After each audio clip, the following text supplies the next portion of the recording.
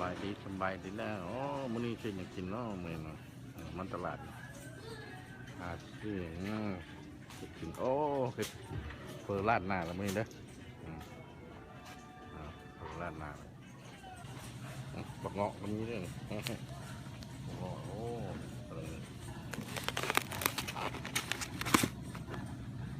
ดีโดนไปวะเนี่ยหัวห้อยบักระมุกด้วยโอ้มีมดโอ้บักยังไงกันนี่เด้อพี่น้องโอ้บักกีดาบักพุงโอ้มีมดเลยมีว้าว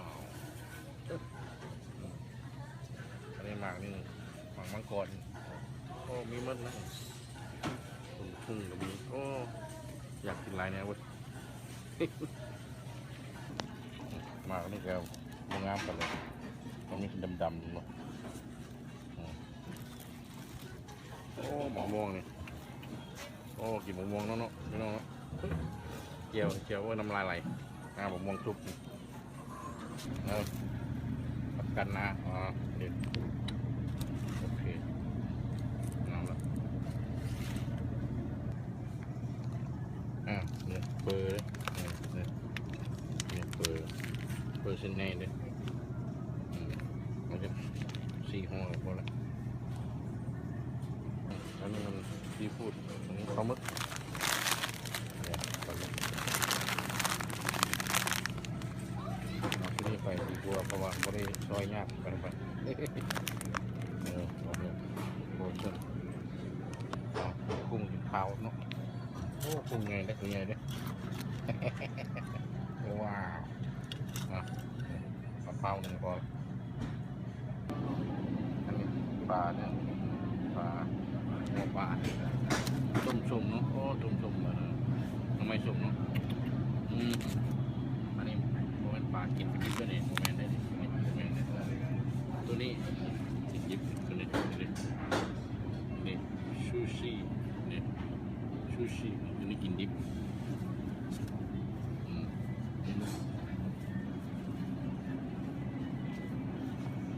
โอเค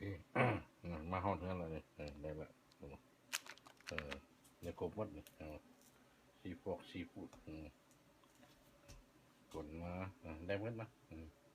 เปิดซากดอนมีกรอบใกล้ๆเนาะรู้ไม่ยังเงี้ยเพราะว่าสั้นๆโอเคพักกระลวกเรียบร้อยจันเรียบล่างเรียบร้อยโอเคซีฟู้ดเนี่ยเรียบร้อยลงไปเรียบร้อยเพชรนี่จังเลยซอยแซ่มีกันนี่เรียบร้อยมีแต่พัดได้แบบนี้เนาะนี่มีเส้นไงมันนี่มีลายเนี่ยเป็นผู้ใหญ่ยากอันนี้มีกรอบนี่มีกรอบกินมีกรอบอะไรเนาะอันนี้ห่อนี่ซื้อมาแล้วก็จีนกันเด็ดสิวางสั้นๆสลับแป้งที่ใส่เห็ดอันเป็นซอสมาเลยแป้งแล้วก็ใส่น้ำฟานนี่สำเร็จแบบน้ำแล้วก็คนให้มันแป้งโอเคต้องมีแป้งเลยที่จีนมันกำลังเห็ดอันลาดหน้าลาดหลังลงตรงแม่นบ่เฮียกำลังก๋วยเตี๋ยวหลักมาแล้วทำไงเลยดูตองกลางไม่ถูกโอ้โหตรงกลางไม่ถูกแล้ว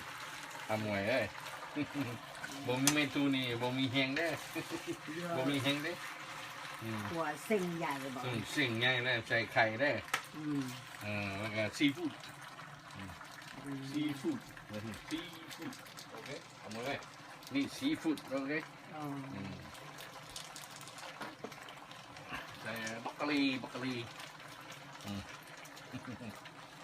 รอสักจะหน่อยใส่ไข่ลงไปโอเคใส่ไข่ลงไปเอาหมูเลย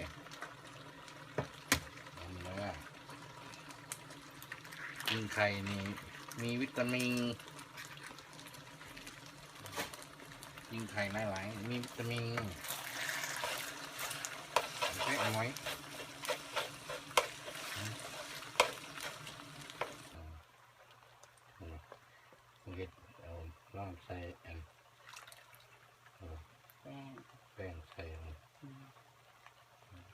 ส่กระใส่เทอละน้อยแป้งอันยันมันแข็งโพด นี่คนนี้ช่วย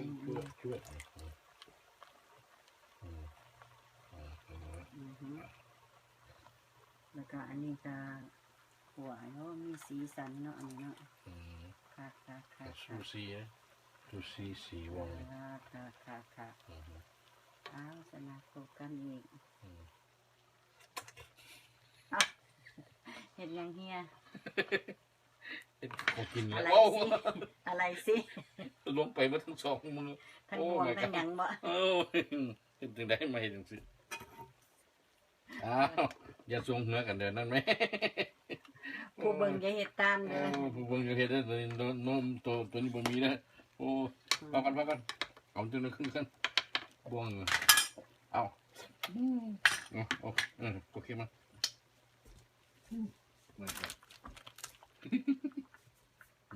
สุดท้ายคือจะได้ซอยเอาใส่เนาะซีฟู้ดร้านนาเด้อพี่น้องนั่นในยังขั้นตอนต่อไปเอานี่ครับเอาลวกไว้แล้วเรียบร้อยลงไปโอ้ยน่าเจี๊ยบ ห่อเจาะวะห่อเจาะน่าเจี๊ยบลูกกระเด็ดเอาคือมีกรอบอยู่หั่นมันมีหมดแหละกินมีกรอบได้สนิทแต่ก็ได้น้องไผ่เพิ่นอยากกินมีกรอบมื้อกับน้องเคยน้องเคยน้องเมียข้าวสีกรอบซาลาลาเนี่ยเพิ่นอยากกิน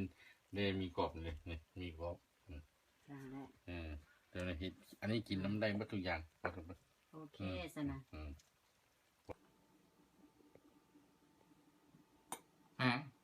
แล้วเลยนี่มาได้พี่น้องนะแซ่บนะร้านนาซีฟู้ดอร่อยมากว่าสักกินไปเบิ้งได้ป่ะนี่ไม่ได้หลายเมื่อยว่าเองนะว่าเองบ่ว่าสักโอ้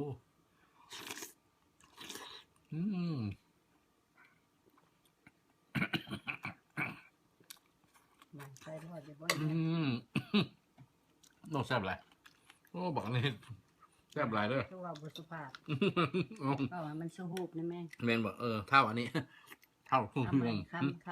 มันเต็มเต็มอ่ะคำก็คอยอย่าเฝ้าสโลโมชั่น